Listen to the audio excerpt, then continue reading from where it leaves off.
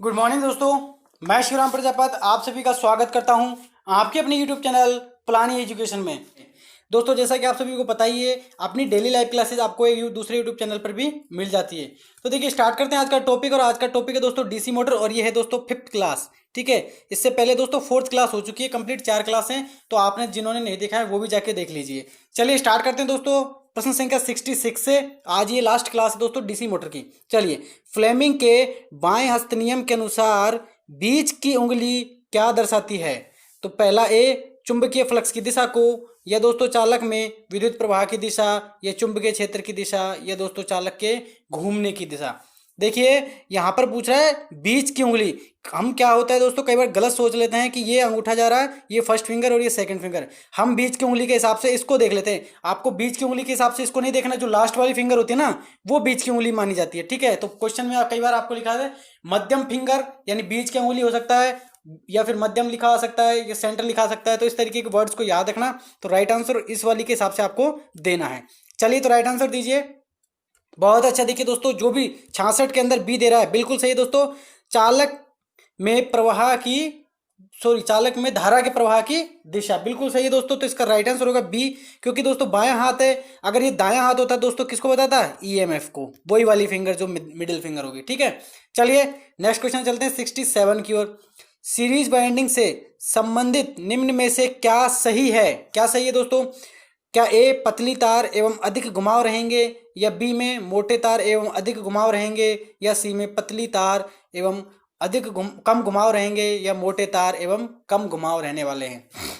तो आंसर दीजिए दोस्तों 67 का। बहुत ही अच्छा। देखिए दोस्तों, 67 के अंदर जो भी मेरा भाई डी दे रहा है बिल्कुल सही है दोस्तों, डी।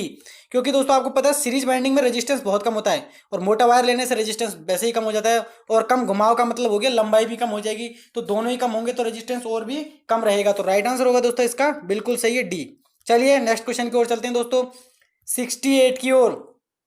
शुरू में डीसी मोटरों में निम्नलिखित में से क्या नहीं होता है? जब मतलब मोटर को हम स्टार्ट करते हैं दोस्तों, उसमें स्टार्टिंग में क्या नहीं पाया जाता? क्या आर्मेचर गतिशील होता है, या ईएमएफ शून्य हो जाता है, या आर्मेचर का प्रतिरोध बहुत कम होता है, या दोस्तों डीसी मोटर स्थिर रहती है? बहुत अच्छा। देखिए दोस्तों 68 के अंदर जो भी मेरा भाई ए दे रहा है बिल्कुल सही है। ए कैसे सही है दोस्तों? क्या बोला कि नहीं होना चाहिए। तो आपको मैं बताऊं दोस्तों, डीसी मोटर के अंदर जब स्टार्टिंग में ना आर्मेचर बिल्कुल स्थिर रहता है, गतिशील नहीं होता है। तो राइट आंसर होगा दोस्तों ए। बाकी आपको पता है दोस्तों, बैक ईएमएफ शून्य रहेगा, बिल्कुल स्टार्टिंग में बैक ईएमएफ शून्य रहता है। आर्मेचर का प्रतिरोध बहुत कम होता है, तो बिल्कुल होता ही है आर्मेचर का, चाहे वो स्टार्टिंग हो चाहे उसकी रनिंग हो। ठीक है, अगर लास्ट टॉपिक पे चलते हैं दोस्तों, डीसी मोटर स्थिर होती है, तो डीसी मोटर स्थिर ही रहेगी, मोटर कहीं नहीं जाने वाली है, वो उसका आर्मेचर घूमेगा। चलिए आगे चलते हैं दोस्तों प्रश्न संख्या 69 की ओर। डीसी मोटर की गति उसकी मूल गति से ज्यादा प्राप्त करने के लिए निम्न में से किसे परिवर्तित किया जाता है?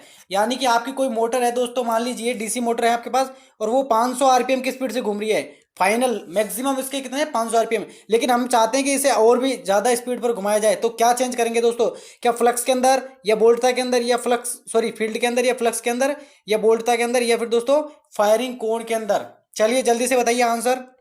बहुत अच्छा। देखिए दोस्तों, जो भी मेरा भाई यहां बोल रहा है, क्या दोस्तों? फ्लक्स के अंदर, बिल्कुल सही है दोस्तों, फ्लक्स के अंदर एकदम सही है। कई दोस्त सोच रहे होंगे कि फील्ड के अंदर किया जाता है परिवर्तन। देखिए, आपको मैं थोड़ा सा बता देता हूं कौन सी मोटर के लिए बात कर रहे हैं दोस्तों आपको, कि डीसी मोटर की गति मूल। अब जैसे आपकी सीरीज मोटर मान लीजिए, आपकी ये सीरीज मोटर हो गई, तो सीरीज मोटर में आप इस तरीके से बनाएंगे इसको। ठीक है, ऐसे बनाते हैं, यहां पर सप्लाई दे दी। अब देखिए दोस्तों, यहां पर हम एक प्रतिरोध लगाते हैं, मान लीजिए वेरिएबल प्रतिरोध लगाया। अब प्रतिरोध तो दोस्तों फ्लक्स में थोड़ी लगा, इसमें वाइंडिंग में थोड़ी लगाया, फील्ड में कहीं नहीं, बिल्कुल इसके पॉइंट के ऊपर लगाएंगे। ठीक है, बीच में नहीं लगाएंगे। अब यहां से जब आपका करंट जाएगा, तो ये कुछ करंट को कम करेगा, फ्लक्स कम जनरेट हो जाएगा। तो किसको अपन चेंज कर रहे हैं? फ्लक्स को, फील्ड को नहीं छेड़ा हमने, ओनली फॉर फ्लक्स को कम किया है। तो राइट आंसर देखो क्या होगा दोस्तों, फ्लक्स होगा। हाँ, अगर आपके ऑप्शन में फ्लक्स नहीं है, देन आप फील्ड कर सकते हो। ठीक है दोस्तों, देन आप उसके बाद आप फील्ड को आंसर मान सकते हैं। चलिए आगे चलते हैं 70 नंबर के क्वेश्चन की ओर। बड़ा ही सिंपल सा है कि ब्लोअर और पंखे में कौन सी मोटर लगाई जाती है? डीसी शंट मोटर, या डीसी सीरीज मोटर, या डिफरेंशियल कंपाउंड मोटर, या दोस्तों सभी की सभी लगाई जा सकती है? जल्दी से आंसर देंगे दोस्तों 70 नंबर के क्वेश्चन का। बहुत अच्छा। देखिए दोस्तों, जो भी मेरा भाई यहाँ पर बता रहा है बिल्कुल दोस्तों, ए बता रहा है, बिल्कुल सही है, ए इसका राइट आंसर होगा दोस्तों। कौन सी मोटर को लेते हैं हम दोस्तों? शंट मोटर को, क्योंकि दोस्तों इसमें गति कैसी चाहिए हमको? नियत गति की तरह चाहिए, बिल्कुल ना। पंखा ऐसे थोड़ी कभी धीरे चल रहा है कभी तेज, नहीं, बिल्कुल नियत गति पर चलता है। तो राइट आंसर होगा दोस्तों ए। चलिए नेक्स्ट क्वेश्चन की ओर चलते हैं दोस्तों, 71 की ओर। 71 बड़ा ही अच्छा क्वेश्चन है दोस्तों, कि जब डिस्ट धारा यानी डीसी शंट मोटर को दोस्तों शून्य लोड से पूर्ण लोड की स्थिति पर बदला जाता है, यानी आपकी डीसी शंट मोटर है और उसमें लोड दोस्तों शून्य लोड से फुल लोड पर लाया जाता है, तो उसकी गति पर क्या प्रभाव पड़ता है? ए थोड़ी सी बेहतर हो जाती है यानी अच्छी चलने लगती है, या अपरिवर्तित रहती है, या थोड़ी सी घट जाती है, या थोड़ी सी तेजी से घट जाती है। चलिए जल्दी से बताएं दोस्तों क्या होगा इसका आंसर। बिल्कुल, बहुत ही अच्छा। देखिए दोस्तों 71 के अंदर जो भी मेरे भाई सी बोल रहा है बिल्कुल सही है। बहुत बार ये क्वेश्चन आपने एग्जाम्स के अंदर भी देखा होगा। तो डीसी शंट मोटर पे क्या होता है कि जीरो लोड होता है, और उससे जब फुल लोड तक लाया जाता है, जीरो लोड से फुल लोड के बीच में लाया जाता है, तो उसकी हल्की सी स्पीड पर क्या इफेक्ट पड़ता है? हल्की सी कम होती है। चलिए आगे चलते हैं दोस्तों 72 नंबर के क्वेश्चन की ओर, कि आर्मेचर बाइंडिंग से संबंधित निम्न में से सही विकल्प कौन सा है दोस्तों आर्मेचर बाइंडिंग के लिए? तो बताया दोस्तों क्या? A working flux working EMF से उत्पादित होता है, या वर्किंग फ्लक्स क्षेत्र धारा से उत्पादित होता है, या ईएमएफ लीकेज यानी रिसाव वाला जो फ्लक्स होता है दोस्तों उससे उत्पादित होता है, या ईएमएफ वर्किंग फ्लक्स से उत्पादित होता है? चलिए जल्दी से बताएं दोस्तों 72 का आंसर। बहुत अच्छा। देखिए दोस्तों यहाँ पर जो मेरा भाई 72 के अंदर जो भी डी दे रहा है बिल्कुल सही है दोस्तों। कैसे सही है? कि वर्किंग प्लस से ईएमएफ जनरेट होता है। अब मैं बताऊं दोस्तों कैसे ये इसको संभव करेंगे आप, कि ये आपकी एक मान लो ये मोटर का जो है फील्ड कह सकते हैं, स्टेटर कहते हैं जिसको ना, ये बीच में आर्मेचर घूम रहा है। देखिए वर्किंग फ्लक्स यानी आपने इसके अंदर दोस्तों कुछ सप्लाई दी, ठीक है, आपने जब इसके अंदर सप्लाई दी तो इसके अंदर क्या जनरेट हो जाएगा दोस्तों? फ्लक्स जनरेट होगा, और उस फ्लक्स को कौन काटेगा? आर्मेचर। और आर्मेचर की वाइंडिंग के अंदर क्या जनरेट होगा? ईएमएफ। तो आर्मेचर की वाइंडिंग के अंदर ईएमएफ कब जनरेट होगा? वर्किंग फ्लक्स से। बिल्कुल सही। तो राइट आंसर होगा इसका डी। चलिए नेक्स्ट क्वेश्चन चलते हैं दोस्तों 73 की ओर। अगर मोटर की शाफ्ट पुली ढीली हो जाए तो क्या होगा? आपकी कोई भी, चाहे आप फैन ले लीजिए या डीसी मोटर कोई भी ले लीजिए, अगर उसकी शाफ्ट की पुली ढीली हो जाती है तो दोस्तों क्या होता है? वॉशिंग मशीन वाइब्रेट नहीं करती है, अरे वाइब्रेट करती है बल्कि, है ना, नहीं करती है तो गलत हो जाएगा ये तो। ड्रम नहीं घूमेगा, या फिर मशीन शोर करेगी, या मोटर नहीं चलेगी। देखिए अगर ढीली होती है तो चल तो जाती है, लेकिन क्या करती है दोस्तों? बिल्कुल सही है, सी इसका राइट आंसर होगा, शोर करेगी, शोर करते हुए चलेगी। या इसमें वाइब्रेट होता तो भी सही था, ये लेकिन वाइब्रेट नहीं लिखा है इसने ये में, है ना, तो राइट आंसर हो जाएगा इसका सी। चलिए नेक्स्ट क्वेश्चन चलते हैं दोस्तों 74 की ओर। डीसी मोटर का बैक ईएमएफ किस पहलू पर निर्भर करता है? बड़ा ही इंपॉर्टेंट क्वेश्चन है। क्या दोस्तों फील्ड फ्लक्स पर निर्भर करेगा, या कंडक्टर की आकृति पर, या दोस्तों कम्यूटेटर के प्रकार, या ब्रश के पदार्थ पर? यानी डीसी मोटर का बैक ईएमएफ किस पहलू पर निर्भर करता है? बिल्कुल सही है दोस्तों, जो भी मेरा भाई बोल रहा है यहाँ पर ए, क्योंकि दोस्तों आपको पता है ना फील्ड के फ्लक्स पर निर्भर करता है। किस पे? फील्ड के फ्लक्स पर, क्योंकि ई बी बराबर आपको फॉर्मूला याद होना चाहिए, फाई जेड एन पी। तो फ्लक्स आया ना ऊपर, फ्लक्स आया तो इस पर निर्भर करेगा, चालकों की संख्या पे भी निर्भर करेगा, घूर्णन गति पर भी, पोल्स की संख्या पे, और नीचे 60 ए आता है तो 60 ए के नहीं समांतर पथों की संख्या पर भी निर्भर करता है। चलिए आगे चलते हैं 75 की ओर। किसी मोटर पर ओवरलोड सुरक्षा का प्रयोजन क्या होता है? यानी आपकी कोई मोटर है उस पर ओवरलोड की सुरक्षा का प्रयोजन क्या होता है? क्या काम करती है ओवरलोड रिले? तो परिपथ से मोटर की रक्षा करना, ठीक है, मतलब कौन से? शॉर्ट सर्किट परिपथ से। या दोस्तों निरंतर अतिरिक्त करंट से मोटर की सुरक्षा करना, या तार के उच्च करंट से बचाने के लिए, या निरंतर अतिरिक्त वोल्टेज से रक्षा के लिए? चलिए जल्दी से बताएं कि ओवरलोड का क्या काम होता है। बिल्कुल, बहुत ही अच्छा। देखिए 4 पॉइंट स्टार्टर आपने सुना होगा, और 4 पॉइंट स्टार्टर में ये युक्ति पाई जाती है, ओवरलोड रिले, ठीक है। तो ये काम क्या करती है दोस्तों कि निरंतर करंट ज्यादा नहीं जाना चाहिए। अगर ज्यादा करंट चल जाएगा तो मोटर जलने का स्वभाव विक होता है कि मोटर जल सकती है, तो अधिक करंट को ज्यादा देर तक नहीं जाने देता है, कुछ सेकंड तक जाएगा, चलिए कोई दिक्कत नहीं, लेकिन अधिक समय तक के लिए नहीं जाने देगा। तो राइट आंसर इसका हो जाएगा दोस्तों बी, यानी निरंतर अतिरिक्त जो करंट जाएगा उससे इसकी रक्षा करेगा मोटर की। चलिए आगे चलते हैं 76 की ओर, कि क्रोड की परतबंदी यानी लेमिनेशन सामान्यतः इसके होती है। तो बताया दोस्तों आवरण लोह, या सिलिकॉन इस्पात, या कार्बन, या जंगरोधी इस्पात। देखिए क्वेश्चन थोड़ा सा लिखने में थोड़ी सी गलती हो गई है। आपसे पूछा गया है कि जो लेमिनेशन किया जाता है वो कौन सी परत होती है, किसकी बनी होती है ना, ये पूछना है। बहुत अच्छा, शानदार। देखिए बी इसका राइट आंसर हो जाएगा कि सिलिकॉन इस्पात की बनी होती है। बिल्कुल, जो आर्मेचर हमारा बना होता है दोस्तों वो कौन सी पत्तियों का, सिलिकॉन इस्पात का आर्मेचर। ध्यान रखना दोस्तों, कई बार हम कंफ्यूजन हो जाते हैं कि आर्मेचर को हम बता देते हैं कॉपर का, जबकि आर्मेचर नहीं होता कॉपर का। कॉपर का होता है दोस्तों क्या, आपका कम्यूटेटर। ध्यान रखना दोस्तों, ठीक है। कम्यूटेटर कॉपर का होता है, जो भी कैसे हाइड्रोन कॉपर यानी कठोर तांबे का, और आर्मेचर होता है सिलिकॉन इस्पात की पत्तियों का। चलिए नेक्स्ट चलते हैं 77 की ओर। बिल्कुल अच्छा सा क्वेश्चन है कि निम्न में से किस क्रिया में उच्च प्रारंभिक ऐंठन यानी दोस्तों हाई स्टार्टिंग टॉर्क की जरूरत होती है?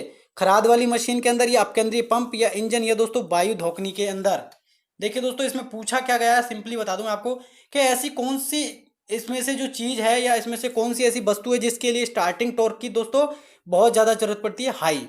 ठीक है, तो खराद की देखिए दोस्तों कम स्टार्टिंग टॉर्क की जरूरत पड़ती है, खराद बिल्कुल सही है। ये तो फाइनली आपका आंसर बचता है क्या है दोस्तों, इंजन। इंजन के अंदर आपका क्या होता है दोस्तों, उच्च स्टार्टिंग टॉर्क की आवश्यकता होती है। तो राइट आंसर इसका होगा दोस्तों सी। बहुत ही शानदार, तो राइट आंसर हो जाएगा दोस्तों सी। इंजन के अंदर स्टार्टिंग टॉर्क हाई चाहिए, बाकी इन तीन चीजों के अंदर स्टार्टिंग टॉर्क कम भी चल जाएगा। चलिए नेक्स्ट क्वेश्चन चलते हैं 78 की ओर, और ये आपको मात्रक से है कि SI इकाई में DC मोटर के बल आघूर्ण का, ठीक है दोस्तों, जो अपना टॉर्क होता है उसका क्या होता है दोस्तों, इकाई आपकी क्या है, यानी उसकी यूनिट क्या है, किसमें मेजर किया जाता है? ए किलोग्राम मीटर में, बी न्यूटन सेंटीमीटर में, सी जूल के अंदर, या दोस्तों न्यूटन प्रति मीटर के अंदर।